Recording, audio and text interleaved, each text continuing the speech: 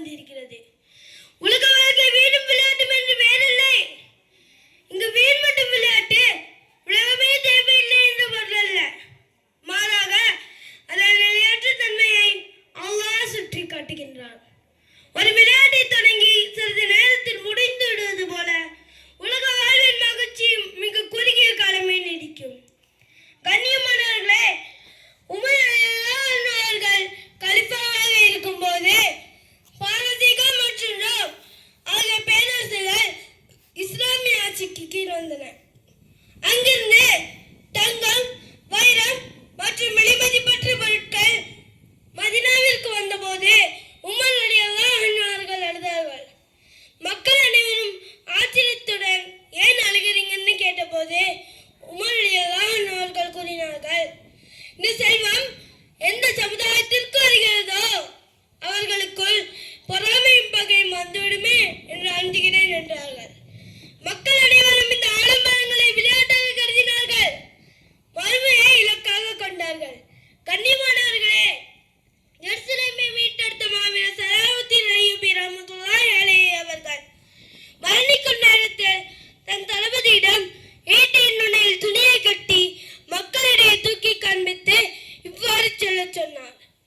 கிழக்கையும் மேற்கையுமான சலாவுத்தீன் தான் இறக்கும் போது தன்னுடன் எடுத்துச் செல்வன் இந்த ஒரு துண்டு கஃபன் ஆடை தவிர வேறொன்றும் இல்லை. அவரிடம் கஃபன் இடுவதற்கு தேவையான பணம் கூட இல்லை. அத்தனை தர்மம் செய்து விட்டார்கள். உலக வாழ்வில் மகிழ்ச்சி முடிந்து விட்டது என்பதை இவர்கள் உலகுக்கு உணர்த்திய விதம் இது. கண்ணியமானவர்களே, இன்று தொழுகை நடக்கிறது. ஆனால் இளைஞர்களின் விரல்கள் கேமிங் கண்ட்ரோலரில் இருக்கின்றன.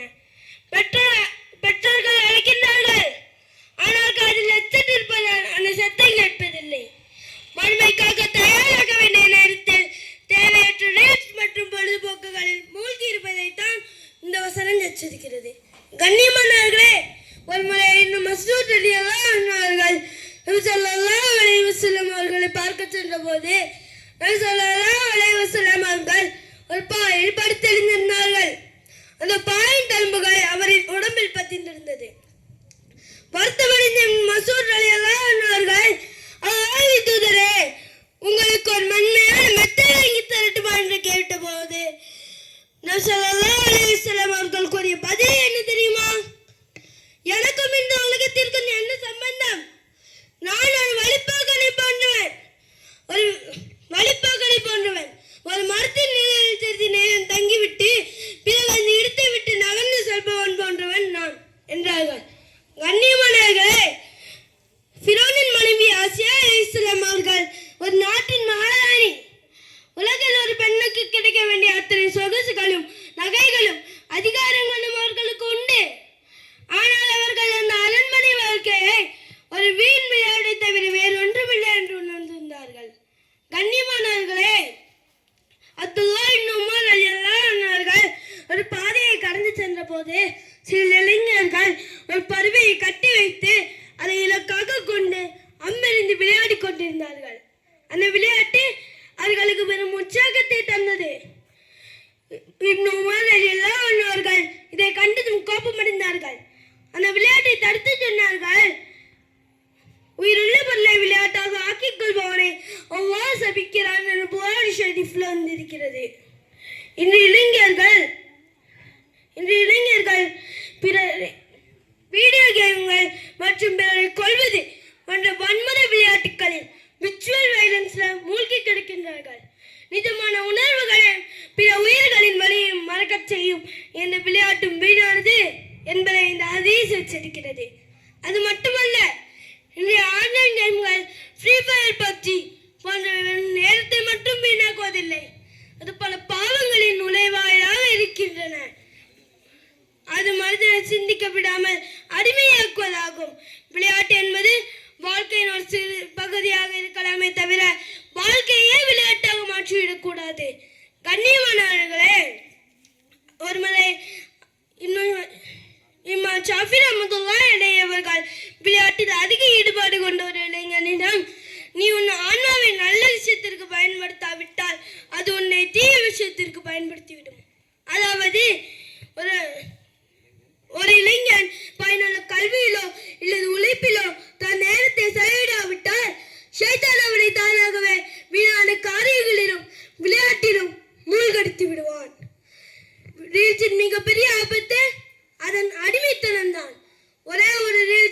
பார்த்துவிட்டு போனை வைத்து விடுவேன் என்று ஆரம்பிக்கும் சிறுவனோ இளைஞனோ 2 மணி நேரத்திற்கு பின்பே உணர்வான்.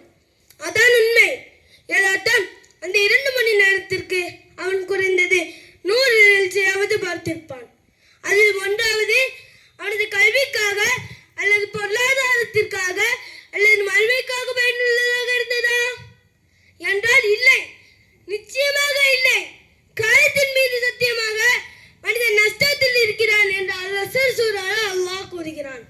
இந்த நஷ்டத்திலும் ரீல்ஸ் இருந்த நேரமும் அடங்கும்.